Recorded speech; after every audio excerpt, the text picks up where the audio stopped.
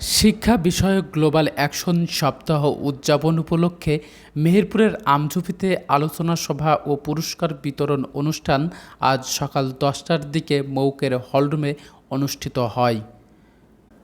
গণসাক্ষরতা অভিযানের সহযোগিতায় মানব উন্নয়ন কেন্দ্র মৌক এ অনুষ্ঠানের আয়োজন করে। মৌকের নির্বাহী প্রধান আসাদুজ্জামান সেলিম এর সভাপতিত্বে প্রধান অতিথি হিসাবে উপস্থিত ছিলেন জেলা প্রাথমিক শিক্ষা অফিসার সুকুমার মিত্র। বিশেষ অতিথি হিসাবে উপস্থিত ছিলেন জেলা শিক্ষা অফিসার আব্দুর রহিম।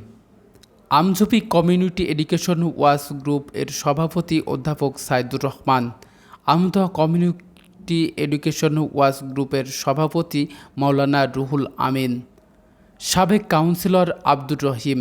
সভায় গ্লোবাল অ্যাকশন সপ্তাহের বিভিন্ন বাস্তবায়িত কর্মসূচি তুলে ধরে প্রবন্ধ উপস্থাপন করেন মৌকের প্রোগ্রাম ম্যানেজার কাজল রেখা। সভায় বক্তাগণ মেহেরপুরের প্রাথমিক শিক্ষার বিভিন্ন তথ্য তুলে ধরে বক্তব্য রাখেন। বিশেষ করে বিদ্যালয়ে অনুপস্থিতি, বাল্যবিয়ে, ঝুঁকিপূর্ণ কাজে শিশুদের অংশগ্রহণ বিষয়ে বিশদ আলোচনা করা হয়।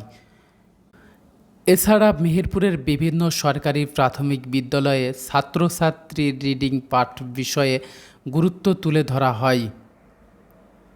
আলোচনা সভার পর কমিউনিটি এডুকেশন ওয়াচ গ্রুপ কর্ম এলাকার বিদ্যালয়ের শিক্ষার্থীদের নিয়ে গণিত উৎসবে বিজয়ী ছাত্রছাত্রীদের মাঝে পুরস্কার বিতরণ করা হয়। অনুষ্ঠানটি উপস্থাপন করেন মানবাধিকার কর্মী সাদ আহমেদ।